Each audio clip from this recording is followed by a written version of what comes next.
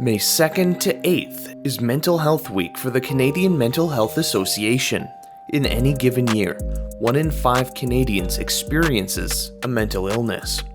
By the time Canadians reach 40 years of age, 1 in 2 have or have had a mental illness. The pandemic has only increased the challenges people face with mental health.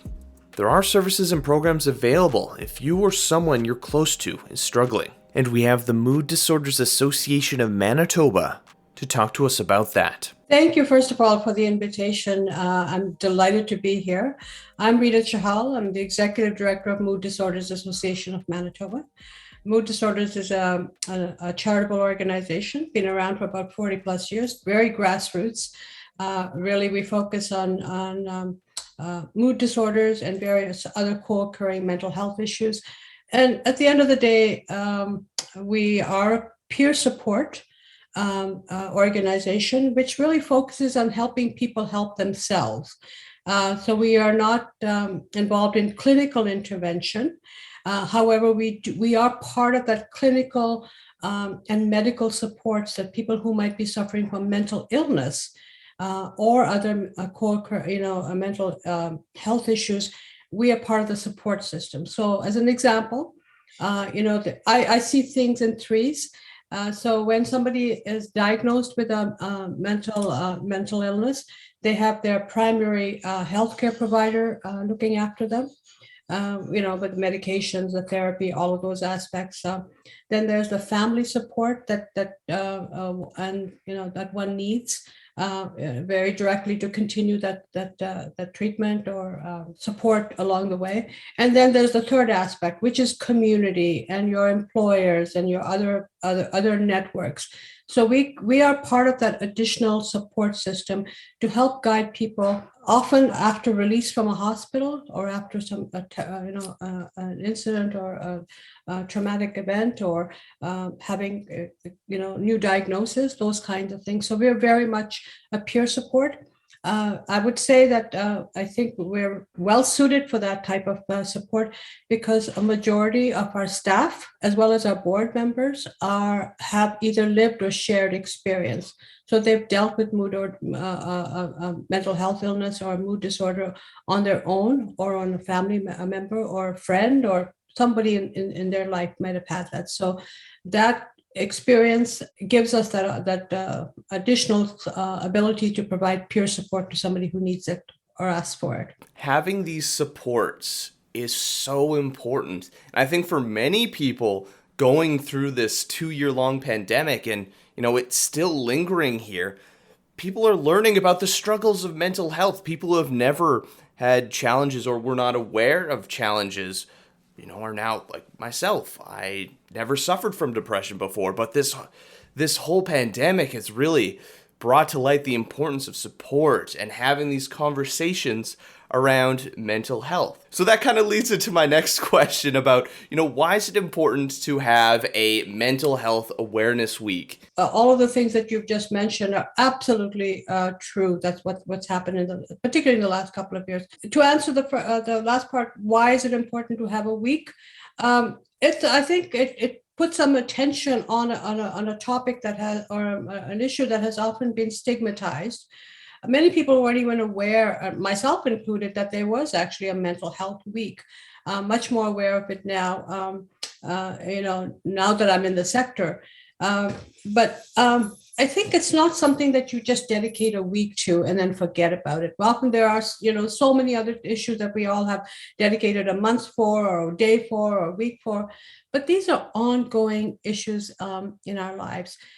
I believe that mental health and your mental well-being is as equally, if not more, important than your physical health. So let's look at the last couple of years.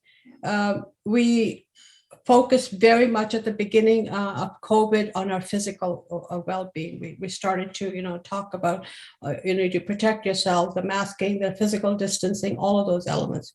But we slowly realized the impact that this was having on our emotional well-being. When we were isolated, you couldn't go out anywhere, you couldn't talk to people, you couldn't be at work, you couldn't do the thing. families having to multitask and have kids at home and caregiving, all of those are things that are impacting.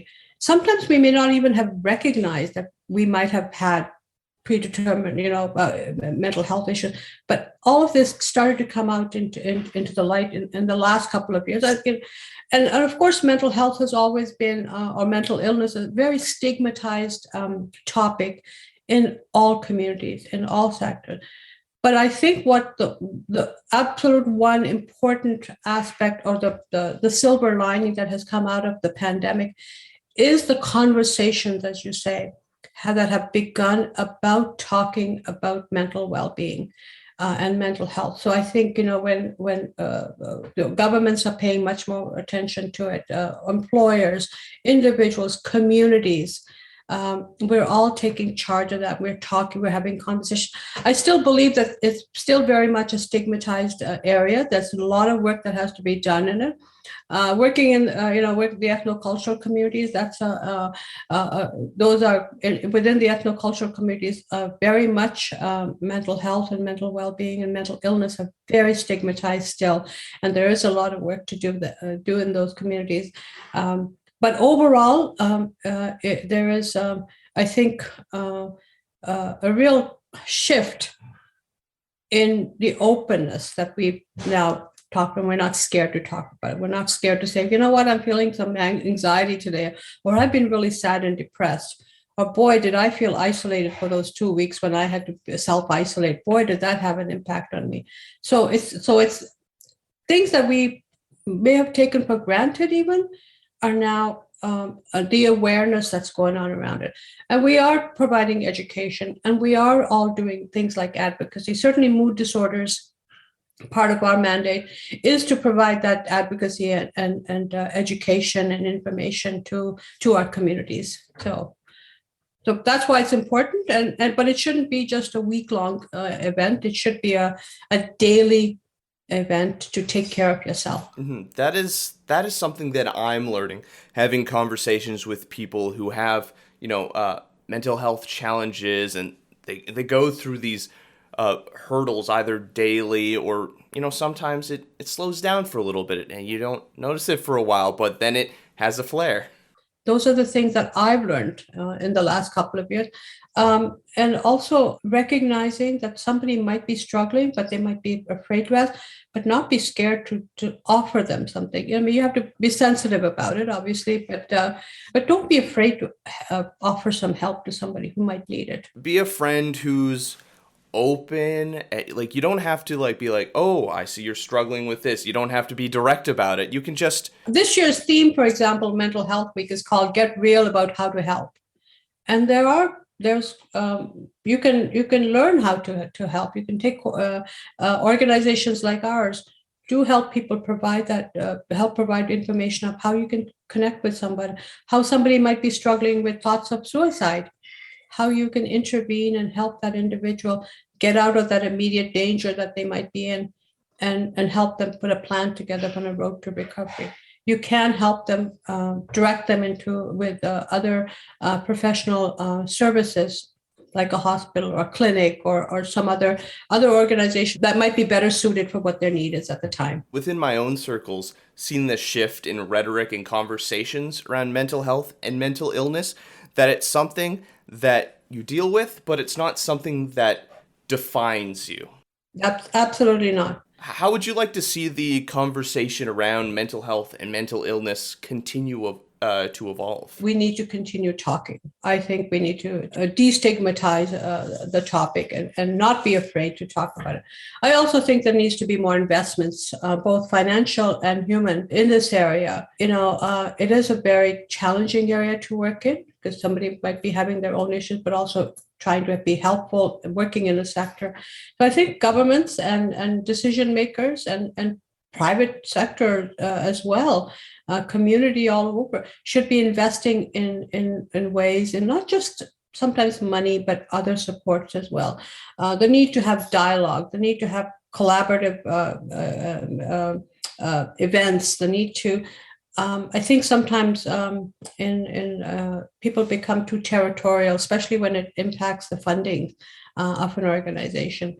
I truly believe in sisterhood and working together with your sister organizations to do what you do best and work together, referral system to each other. So that's very much my MO in terms of providing leadership in any organization that I've worked with. What are some of the main concerns facing mental health and mental illness here today in Manitoba and Canada, and beyond increasing dialogue and conversations and those, collaborative networks between sister organizations? How can we improve mental health and mental illness for Manitobans and Canadians? I don't have all of the statistics in front of me, but anecdotally, we do know that probably 1 in 5 Canadians do suffer from some form of mental illness or mental health issue. And so I think recognizing that it's not something that is so isolated is important. I think the fact that we've, like the overused word about pivoted to online presence has definitely opened some doors. But I'm not sure that we've invested enough in the infrastructure, especially in rural communities in rural Manitoba, where people are also struggling, but they don't necessarily have access to technology because of the infrastructure. So I think there needs to be investments in those. I think we need to be having more collaborative discussions on issues and just more general information publication and of course research. We're going to really start to feel the impact of mental health, not just today and tomorrow, but 5 years from now, 10 years from now. Look at the children that were born during COVID, babies. I know I have 2 granddaughters that were born during COVID. And the way that traditionally how babies are, first bond and family supports and things, they missed out on those because families couldn't get together. Now, what's the impact of that going to be when they get to school age or the relationships that they build? I'll take my own example. I didn't see my grandchildren, the COVID babies, for 6-7 months after they were born, and they only saw me through a screen. And so they got to know me through. So when I first saw them in person, it was strange for them because they only saw me, and they would try to touch me through the screen or give me hugs and kisses through the screen or on phone. So those are all things that we haven't sort of seen the impact of that kind of interaction and the impact of technology, both good and the challenges that were associated with it. For a number of years. So I think those are some of the areas that we're going to have to invest in. Research is going to be an important part. The long-term impacts of some of the medications that people are doing. Addictions was another area that people haven't paid a lot of attention to. The addictions and substance abuse overall increased during COVID. It's so easy to slip. Yeah, and so you're by yourself. Whatever the reasons, I'm not justifying or making judgments on any of the whatever the reasons, but it's certainly climbed up. What supports do we have in place to help support those dealing with addictions and co-occurring mental illnesses? Things like spousal abuse, domestic violence were all impacted during COVID. So they were increasing. What kind of supports do we have in place? So those are, and also, in general, homelessness and providing food security and loss of jobs, the impact that had on people. These are very serious issues. Some of those basic things have to still be looked at. And we can't just move from this normal that we had for 2 years into a new normal all of a sudden and hope things go back to being normalized. We will all have to adjust and adapt and not be afraid of asking for help. To me, that is one of the key things, that if you're struggling with something, then it's important to make sure that we are doing what we can. Talking about addictions, it's been so hard for me to fight off my soda, my love for soda. Oh, first I was I feel I was addicted to energy drinks. I couldn't go through a day without having one. Finally, I've been able to get off of there, but now it's soda's the thing I'm trying to kick as well. When we think of addictions, we don't just need to think about substance abuse and drugs and alcohol. There's other things that people, or the traditional addictions that we talk about, gambling and online stuff, things like that. But there were things like you just mentioned, addictions to different foods, people's body images, their images themselves. Disordered eating has been a big factor, and that's something that we're working with a lot these days. Is disordered eating and body image, and in particular with youth. We're doing a lot of work with the schools, certainly here in Winnipeg, but now also in rural Manitoba, where there's a lot of requests for us doing work with kids who are dealing with their own issues because of the impact of, but body image is a big one. They're spending so much more time on the screen following celebrities and thinking that's what the world is really like, and the reality is. And social media is great, but we're starting to learn about the long-term consequences of it on developing minds. Absolutely. So those are things that I think that we'll all be paying attention to in the months and years to come. We're doing a lot of work on body image and disordered eating. That's one of our biggest programs, and that's new. That's something new. We have a wonderful program for youth called our MAD Camp, which is music, art, and dance. So that's what we call it, MAD Camp. And it is about young people between the ages of 12 and 17 dealing with their mental illness, mental health issues through creativity, through expression through music, art, and dance. These are 2-week camps that we offer at Mood Disorders, where they get to pick a stream, if it's music, art, or dance, and then they'll work through different activities, a very holistic approach, making sure that they have exercise and good eating and healthy exercise and field trips and access to guest speakers, cultural activities. It's very well planned out. It's one of my favorite programs that we've ever done. And then we do a showcase for parents and invited guests and funders at the end of the camp of each session. And so we go through about 80 kids. We offer it to about 80 kids in the summer, July and August. When I was a youth, I definitely would have benefited from programs like that. Because growing up, there were no conversations really about mental health.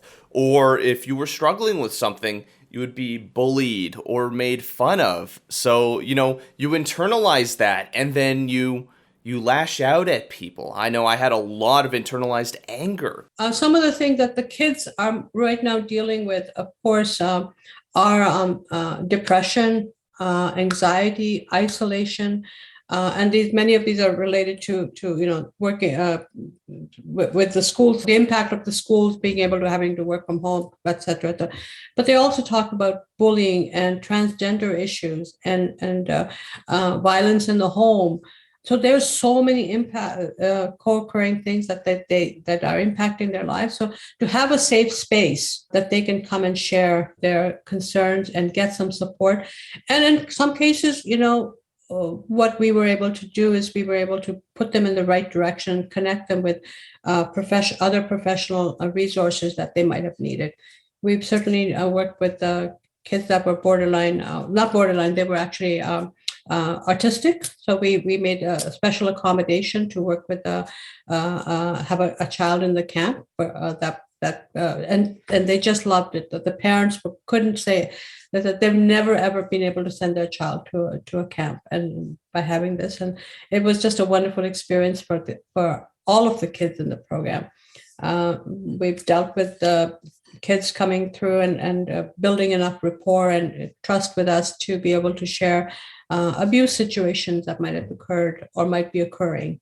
So that's led to some, obviously, some safety interventions and other interventions that are necessary to protect the children. So it's a great program. So that's one that we're very proud of. Of course, we have our very one of our most important programs is the Women's Mental Health Program, which is supported by Shoppers Love You program, and the Run for Women is coming up in June. So please go to runforwomen.ca and register and sign. And all of the funds raised for the run in Manitoba go to support women's mental health at mood disorders. Shoppers does this with 18 communities across the country, and in Manitoba, we're the organization of choice for them. We've just launched an incredible men's program. We're working with gyms to help men who might be struggling with mental health to access our services and vice versa, because as you know, movement and physical well-being is equally important, and the two go hand in hand with mental illness. So that's one aspect. And then we're within that program, we also have a woodworking group. Men will often not seek out direct support. However, when they're engaged in and we know this anecdotally, engaged in an activity that they can talk to their peers or talk to somebody else, it comes out and they're able to get that support. So there's a woodworking group that we have. Well, they'll be creating different things, different projects, a doghouse, a squirrel table, a storage bin, which we can use to donate back to the community or use them as fundraisers. So again, we haven't figured that part, but we're partnering with North Forge to get that program started. Oh, very cool. It's very exciting. And then, of course, we have our staff across the province in all the regions of Manitoba. So each region has their own specific needs, and so they do a program for their particular program. As an example, Westman does a lot of. They do this men's activity group as one. They do a program called Soul Sisters. They do Cut the Clutter, and just a whole host of other programs. So each section, each area